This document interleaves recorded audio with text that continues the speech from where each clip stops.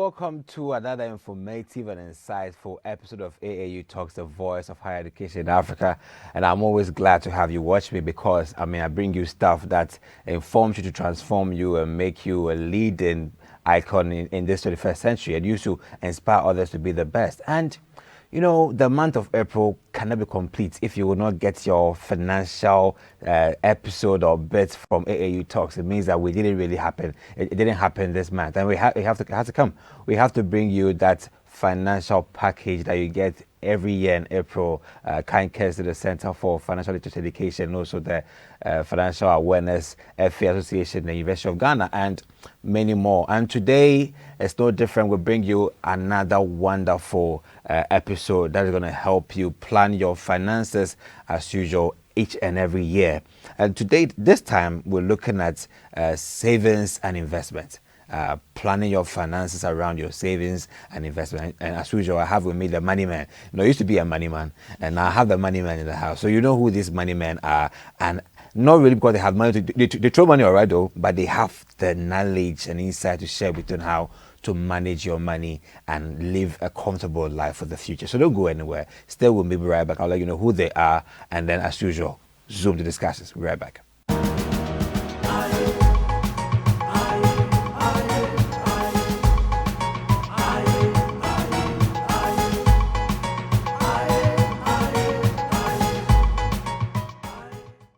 Let me begin with this very wonderful statement that says that to earn money, earning money comes with some unique skill, comes with value. And to be able to keep the money also comes with its own prudence. And this kind of prudence will come for some people who have mastered the art of financial planning. So we're in the studio today to help you discuss and understand the a matter of financial planning areas of savings and investments is the very first guest. He's the person of Mr. Prince Nyarko, and he's an executive member of the Center for Financial Literacy Education in Africa, and also the executive director, Mr. Peter Kwadwo Asare Nyarko, also the executive director for the Center for Financial Literacy and Education in Africa. Gentlemen, you're welcome to AAU Talks. Thank you. I'm glad to have you all today. You know, it's a coincidence that you all have Nyarko. So I would have to ask, are you siblings in any way? The money family you guys are coming from, right? We are related one way. Oh, really? Yeah. Not biological. Not biological. Yeah, but, sure. I think that where we are all, our journey comes of have some similarity. So we came together to partner to do great things to affect people's life. Yeah, so that's how come you have us here today. Your guests are good as mine because it may be like a brilliant coincidence. They are both Nyarkos and they are both in the financial advocacy and also consultancy stream. So, gentlemen, today we have before us a very, very compelling matter that we know that when people hear the sound of financial planning in the African context, research tells us that it's not really favorable. We are not in the capacity to plan our finance very well. The rate of poverty has not gotten better for the past decade. It gets worse. And we're wondering, what are we not doing right? Is it savings or investment? So today, help us break it down, understanding what we've been hearing all this while. We don't really know what goes into it. What is it like to save? And what is it like to invest? Let me begin with you, Prince. Okay, thank you. To save literally means that you are putting money aside that you can always get access to it. So when you talk about saving, you know, growing up, we used to have this analogy of getting a susu box where we put in money. One time when we are there and we need the money, then we go and open it small and then take some out of it. So the idea of saving is just to make sure that you are setting money aside that when you need it, it's readily available for you to get access to it. Right, yeah. So how about investing on the other hand? Sure. So I'll start from saying managing personal finance is more complicated and more important than ever. We are living long.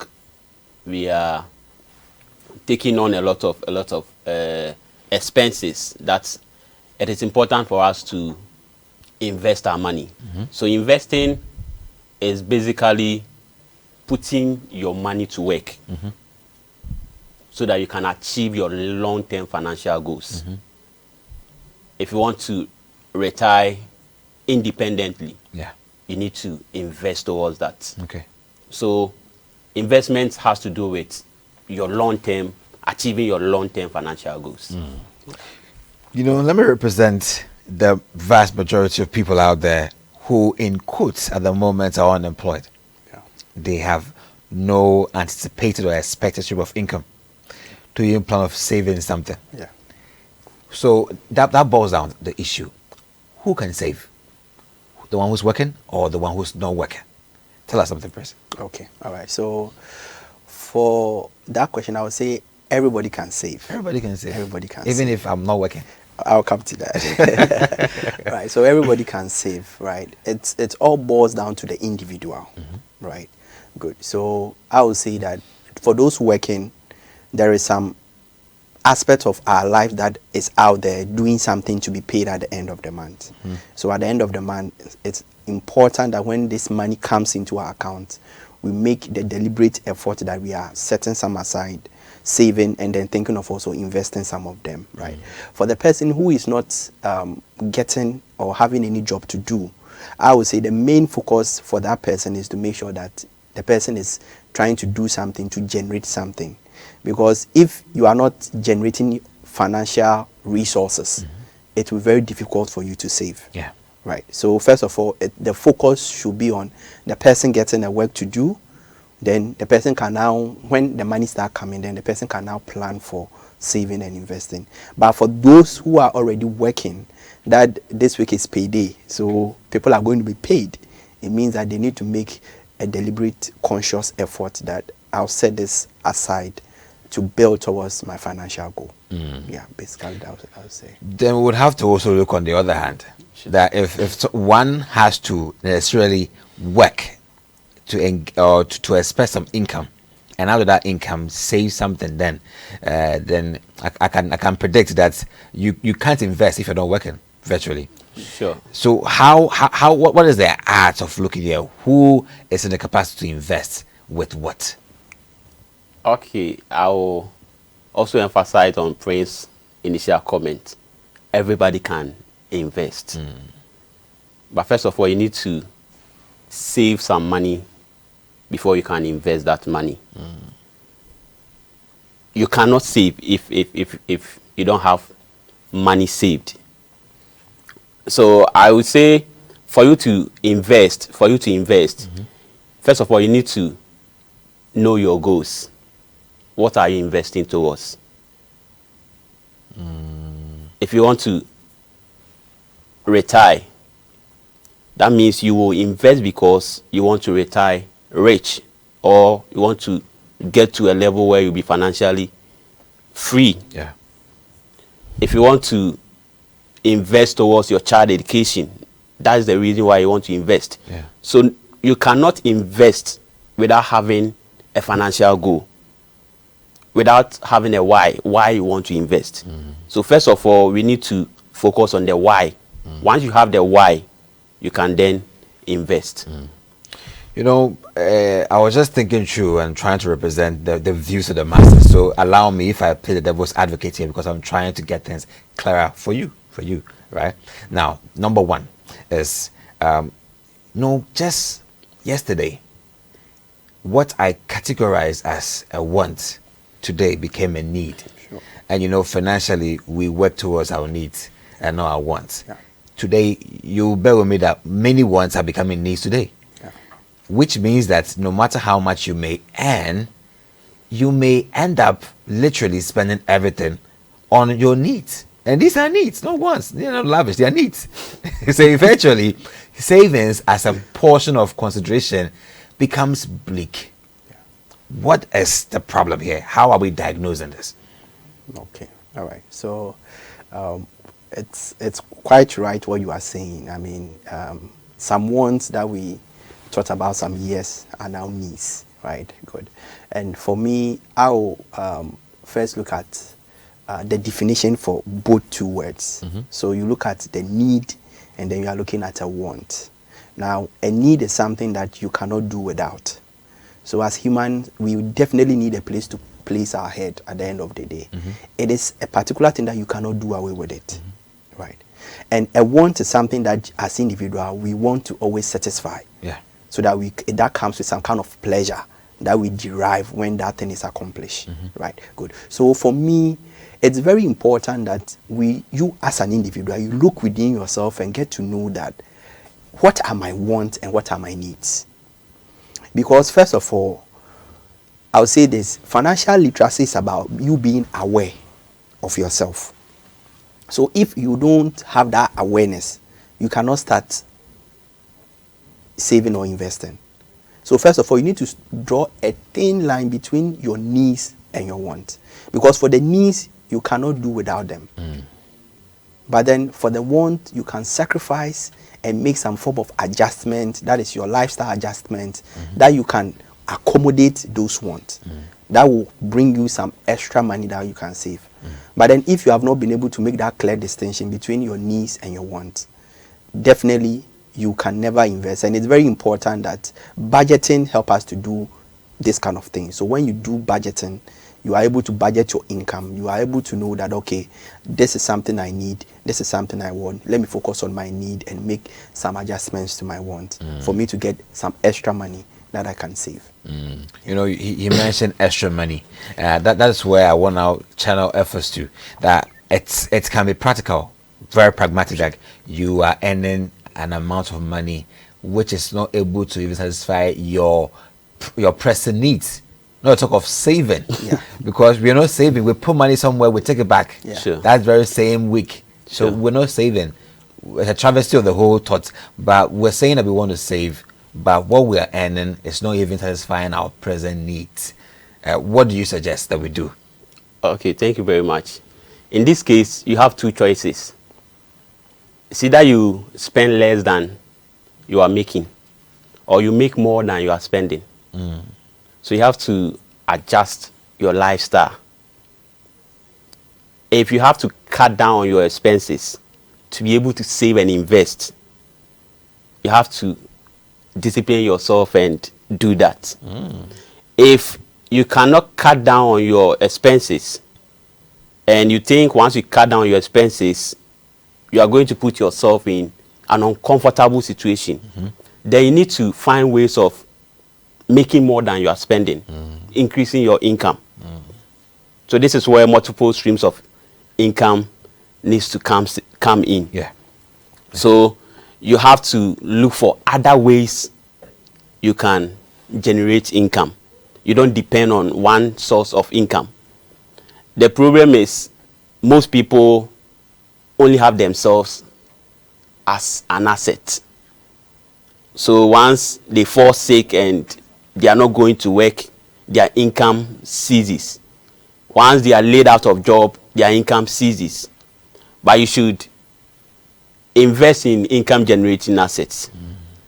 This is where investment is important. So you need to cut down on your expenditure to be able to save money, or you need to increase your earning capability to be able to save money. And once you save the money, then you invest that money. Very interesting. You know, it gets to a point where now the ideas are just springing up. You would have to find other income generating means and invest in them so you can stay afloat. But let's discuss this within the show before we go to break. Is it really possible for one to live comfortably, saving everything with one stream of income? Oh, for me, I always say it will boil down to the individual. Okay. Yeah, because some will not be comfortable. Yeah, doing one job and saving all. Another person will be okay. For me, I can't do any work again. This is all that I can do. So I'm focused on that.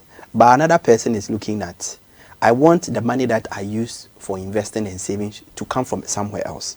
And they tend to take on certain job and also do certain things. I think now the world is technological and it has opened a new way that we can work and be paid.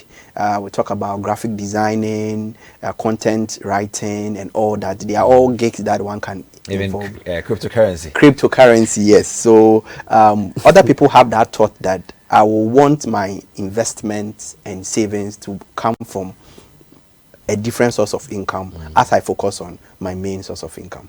Yeah.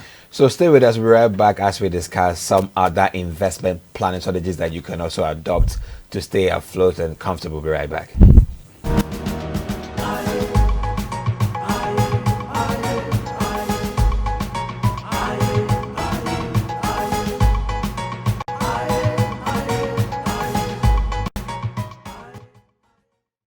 So we welcome back to AAU Talks and AAU TV, where we bring you information that informs to transform, and we're bringing you a very special episode on financial planning, on savings and investment. And we're coming to the very interesting part. This is where you draw your pens and papers to jot down carefully, meticulously, some of the financial, or let's say the investment planning strategies that they're going to share, so you can also try them out. I believe that there will be a remedy to help you out. So let's start with the very first.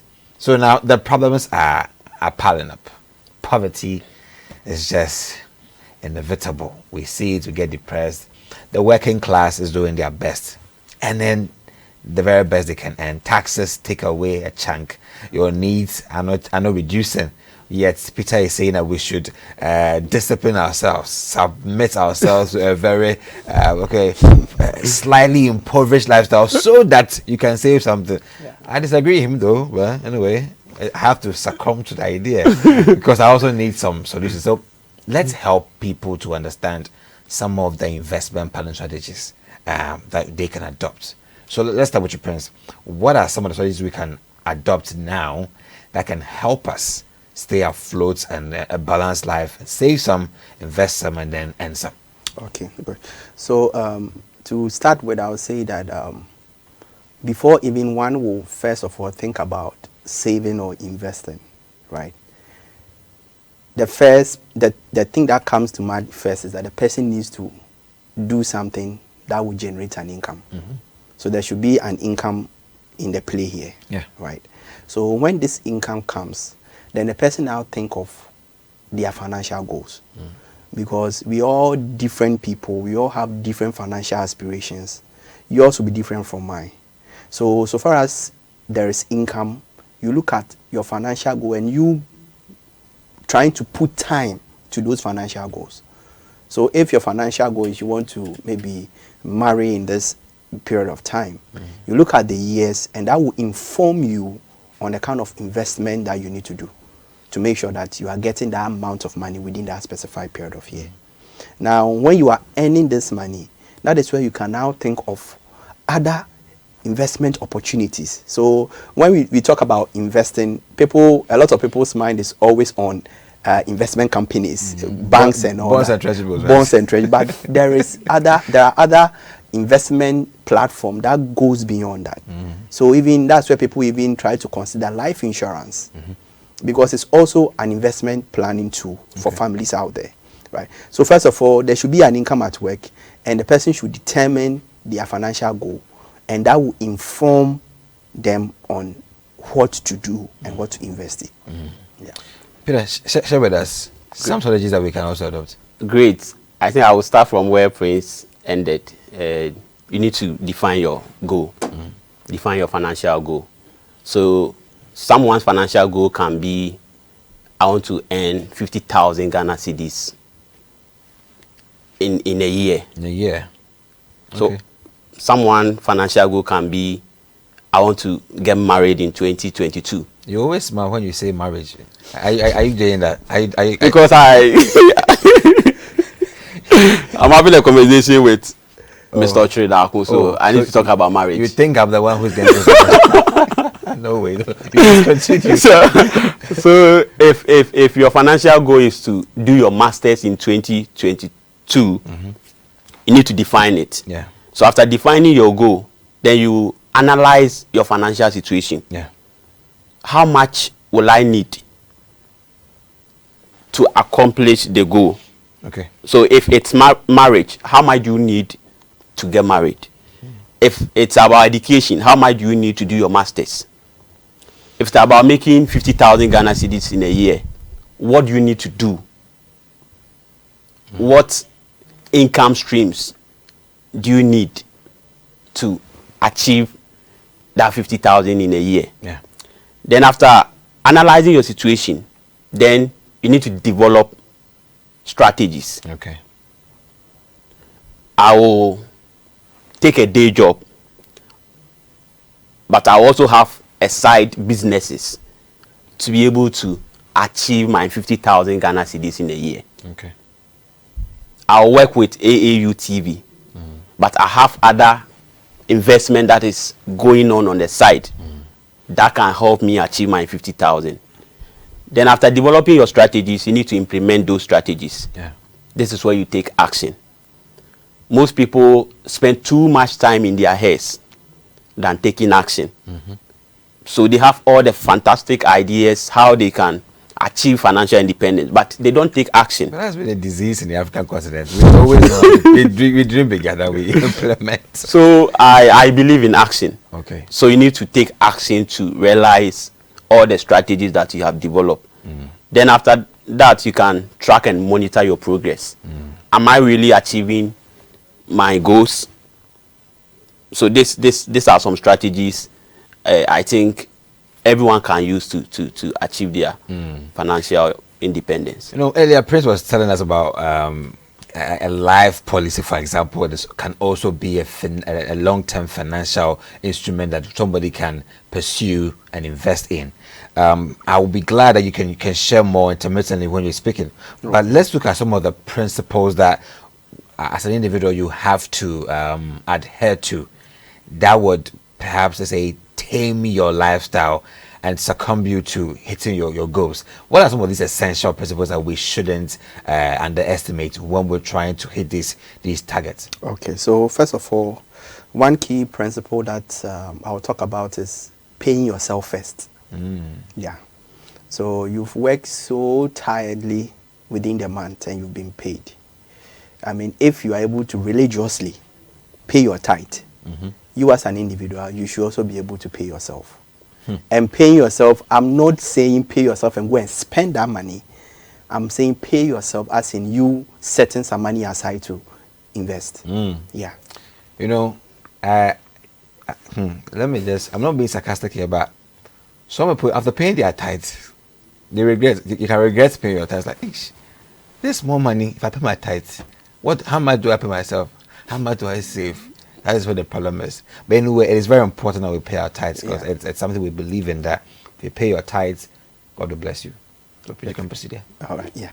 So when you pay yourself first, it's very important because you always have to get ahead in the game, right? So as a matter of fact, if you are giving God's own to Him, then you should also give yours to you. And another one that I also talk about is you using time and consistency, because you know investment grows over the long haul. That is over a long period of time, right? Yeah. So even when you go to the experts, they always do a projection and say that in 5 years, if you are investing this amount of money, this is how much you are getting. So it's over a long period of time, right? So you have to make sure that you are doing it consistently. That is where some people will have to set direct debit, standing audit on their account, so that immediately the money hits, that aspect of it is taken. Because I bet you, when you go for the money, if you don't take time, you squander all the money. They owe in advance. Yes. so if you don't do these are some of the things that you as an individual you can do, so that immediately you are going to the bank, you know that the money I'm going to take, I have my savings and investment has been taken out already, so now I have this money for myself, and that will also help you, right? Because in investing over the long haul, what you are trying to make good use is compound interest. So the investment is going to, give birth, is giving birth, and you are now making more on your money. So it's very important. And one also important concept is, as an individual, you setting up an emergency fund. It's very important. Even before you even think about investing, experts suggest that you have an emergency fund. Now, this is you setting aside 3 to 6 months of your net annual salary that you as an individual, you can fall on anytime there is an emergency. Because if you don't have it and you go straight to invest and there is an emergency, you'll be tempted to go and put your hand in your investment. And that will prevent your investment from growing. So it's very important that you have that emergency fund, set it aside, and then you'll be able to invest there. And also, one last thing I'll talk about is also the person also making good use of a life insurance. Because, as I said, the life insurance company is promising you an individual a huge sum assured in the early stages of your life, as you focus on building your financial goal. Because investment will take time to grow, but life happens. We live by the grace and mercies of God. Nobody knows what will happen tomorrow, right? So the possibility that an individual can live and invest and will not be able to reach that financial goal before the person passing on is very high. So as an individual, we have to protect ourselves with life insurance product too, as we build our financial obligation, so that at the end of the day, if you are able to build up to an amount of money that is even more than your life insurance cover, experts advise you to drop your life insurance cover. Because at the end of the day, any eventuality that will befall you, you have cash and investment that you can fall on. Yeah, so it's something that we can look at. It's very important that we take these advices and also insights to bear and build on. I was thinking through my mind with a scenario where things are very hard. Price of goods and services are increasing. Employers keep paying the same rate that they pay you, even though the market premium has changed. And somebody will just walk the way to the bank and then they'll be frowning. Even and smiling. People used to smile to the bank, now they are frowning because what they're going to take away is to pay debt. And they go back to what they were, zero, waiting for the next payday. And that calls for a lot of work, side jobs, as you should say, so you can earn more to be able to pay more. But let's hear from you. What are some of, he mentioned time, he mentioned a whole lot. What have you got to also add in terms of the principles that we have to keep to bear? Okay, great. I will start from, because you are talking about savings and investment. Yeah. I will start by saying your savings and investments should be driven by your specific financial needs. Before you save money, you should know why you are saving money. Saving is mostly for short-term financial goals. Yeah. So I mostly say we save with the intention to spend money in future. Because you want to start a business in 6 months' time, you are saving towards that. Because you want to get married, you are saving towards that. I don't understand this. So it should be driven by your specific financial need. Yeah. And then we invest with the intention to earn money. So someone can say, I'm saving for a year. After a year, I will spend that money by investing it. Okay. So first principle is for us to be specific with our financial needs. Then we can also talk about the power of compounding and time value of money. Yeah. Prince expanded on that. Money, saving and investing even a little, can make a huge difference over time. Okay. So if you put 10 CD today and tomorrow you add 10 CD, you don't have 10 CD anymore, you have 20 CDs. And that 20 CD will start generating interest if you invest it. So let's make use of the power of compounding and time value of money. I also talk about planning for our major expenditures. All right. Your rent, you need to plan for it. Yeah. Maybe you've gone for a 2-year apartment. You need to start thinking after 2 years, you have to renew your rent. The agreement, sure. So how do you do that? This is where you need to plan towards that. Yeah.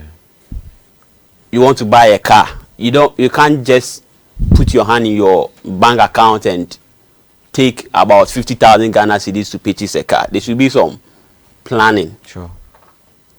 So the second principle I'll talk about is we planning for our major expenditures. Then we should also make use of insurance and risk management. Yeah. Because now you are building what? You are creating what? how do you protect those words?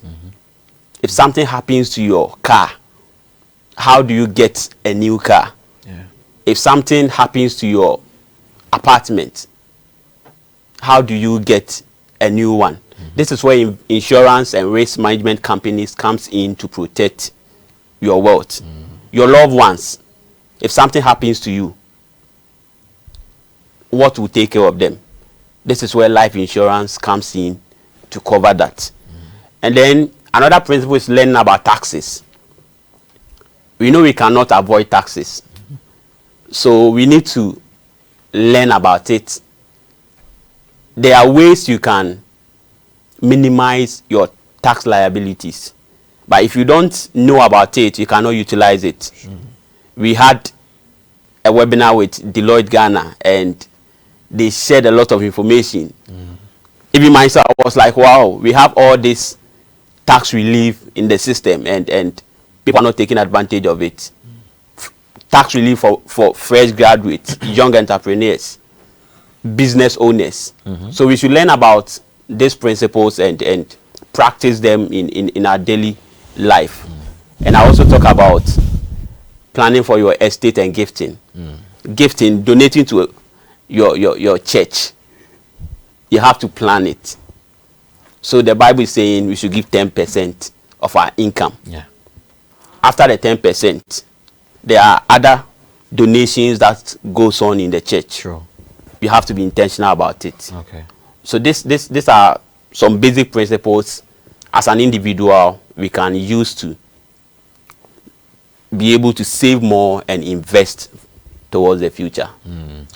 It has been a very interesting, I would say, moment with financial advisors right from the Center for Financial Literacy and Education in Africa, Mr. Prince Nyarko and Mr. Peter Kwadwo Asare Nyarko. Thank you so much for your time and your insights and the knowledge you share with us. Very important. I think my take is numerous. I mean, it's a plethora of knowledge I've gathered over here. I had I picked time as a very important tool in building a wealth over time, and also that intention, be deliberate, just be very deliberate about what you want to do. That I want to do A, B, C, D, and it requires E, F, G. So you need to know that what you want to achieve has its own consequence in terms of what you have to sacrifice or what you have to give yourself off. So I think from now, have a go, okay? Have a go, and then ask around to achieve that goal. What do you have to lose? What do you have to gain? And then plan these things and be very meticulous about it. That, okay, I'm going to do this to achieve this. If you don't do this, I don't know how we can achieve this. But I believe you do it. Okay. So thank you very much, nice people, for your time and also your insight you shared with us. I know you have final remarks, so let's just do a one-to-one final remarks, and then let's wrap up in a minute. Okay. All right. So I'll say to our viewers that financial planning is very important. I mean, as an individual, we have to make sure that we are putting our financial house in order, so that those that come after us will benefit from we being alive to put those things in order, right? And I also want to say that people should follow the Center for Financial Literacy Education Africa for some of these insightful talks. I mean, within the month of April, we've done a lot of engagement with stakeholders, that when they go to their side, if they couldn't get the time to join us, they can go and watch and get some insight from those videos, right? And also to thank our media partners and our strategic partners for the support and everything. And also thank you for having us here. It's been a pleasure, and we look forward to coming back again. Thank you so much. Great. I think Prince has done justice to that.